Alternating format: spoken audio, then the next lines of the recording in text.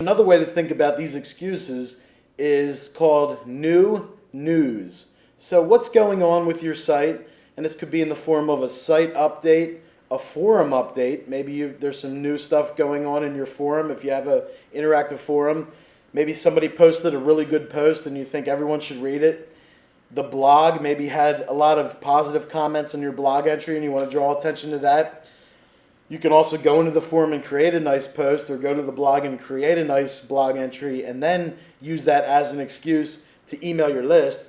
But if you add something to your site, suppose you add a new page, a new product, anything, just email them to let them know about that site update, because it's an excuse to get a hold of them, but then it keeps them informed, it keeps them in the know about what's going on at your site. And if you tell them about what's going on at your site, then they might be curious about it. They're going to go back to your site, and when they're on the site, they're marketed to again. They've got the copy that they can read, the copy can suck them in, and then they can end up at the bottom hitting buy now, right, or pay now, or enroll now, or whatever you call the thing.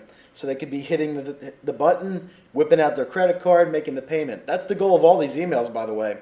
But you don't have to be aggressively selling in your email. You're just doing it from an educational, informative perspective. You're just doing them a favor. You're letting them know what's going on. And you just send a short email to tell them, hey, there's been some new stuff going on at the site. I wanted to let you know about it. The forum's really happening. And you tell them, if you haven't already done so, sign up for the forum. You can post any question you have, and there's people in there that are going to answer it. If your forum doesn't have a lot of members and you're trying to increase members, then you just tell them that you're going to be in the forum answering their questions for the next few days or the next month or whatever. And then the blog, you can add to your blog if you have one whenever you want, and then send an email out telling people about the new good blog entry. If people subscribe to your blog, they can actually get emailed every single time you do a blog entry, and they can get an RSS feed so that every new entry shows up in their email or on their computer. And this way, the people who want up-to-the-minute information, they just go into the forum and the blog, and they kind of live there, and they always know what's going on.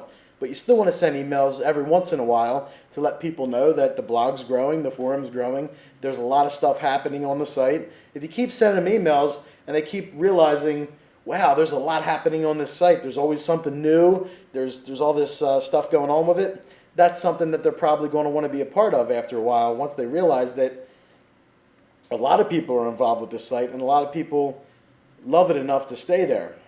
They'll feel like they're missing out after a while and they'll join in.